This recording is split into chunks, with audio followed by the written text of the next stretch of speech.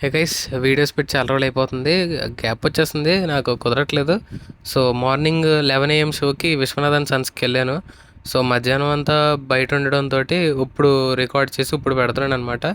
So please bear it. ఇంకా movie ఎలా ఉందనే విషయానికి వచ్చేస్తే అండ్ ఓకేయిష్ కైండ్ ఆఫ్ సినిమాలు అయితే అనిపించింది.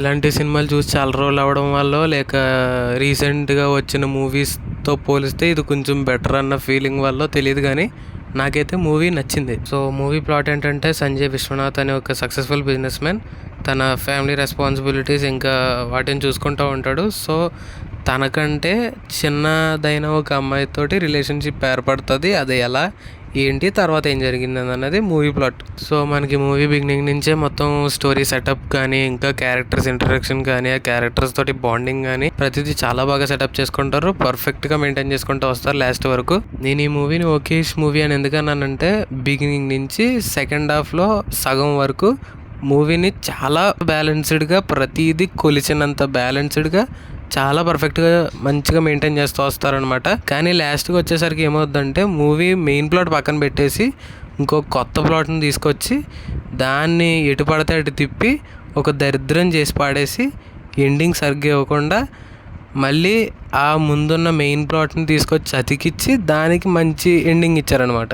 నేను సెకండ్ హాఫ్లో వచ్చే మ్యారేజ్ సీక్వెన్స్ అంతా ఎందుకు బాగాలేదని చెప్తున్నానంటే, నాకు నచ్చింది.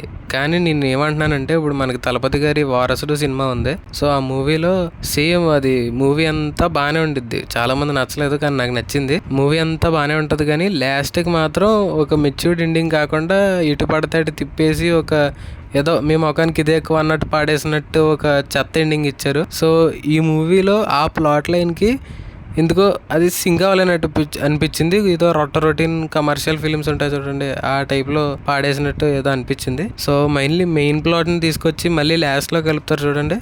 సో అది నచ్చింది. ఎండింగ్ కూడా చాలా పర్ఫెక్ట్గా ఉంది. అండ్ మెయిన్గా మూవీలో ఎమోషనల్ సీన్స్ గురించి మాట్లాడుకోవాలి. నాకు చాలా బాగా వర్కౌట్ అయినాయి ఎమోషనల్ సీన్స్. అండ్ ప్రతిదీ బ్యాలెన్స్డ్గా మెయింటైన్ చేశారని చెప్పాను కదా.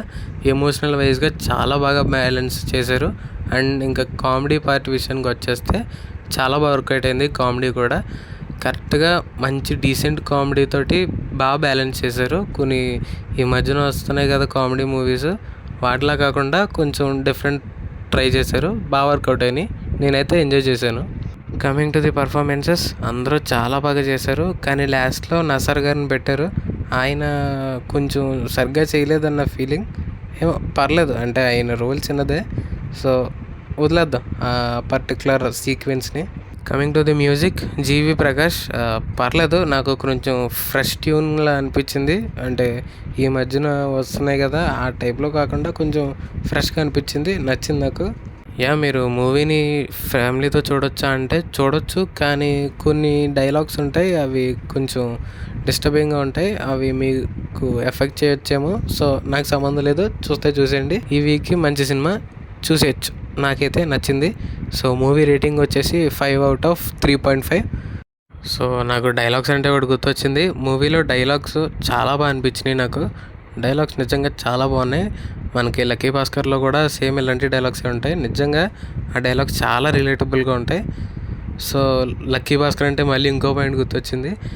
నాకైతే వెంకీ అట్లూరి గారి తీసిన ఫిలింలో అయితే అనిపించలేదు గైస్. అయితే ఏమో ఆయన ప్రీవియస్ ఫిలిమ్స్ నేను ఏం చూడలేదు లక్కీ భాస్కర్ తప్ప. నాకు లక్కీ భాస్కర్ చాలా ఇష్టం. నా పర్సనల్ మూవీస్లో అదొక నా ఫేవరెట్. సో అది ఎక్కినంత ఇది ఎక్కలేదు, పర్లేదు, నాకు డీసెంట్ అనిపించింది ఈ మూవీ. ఎందుకంటే ఇలాంటి మూవీస్ చూసి చాలా రోజులు అయిపోతుంది కదా. సో లక్కీ భాస్కర్ అంత కాకపోయినా పర్లేదు, decent. So see in the next one. అంతవరకు సైనింగ్ ఆఫ్.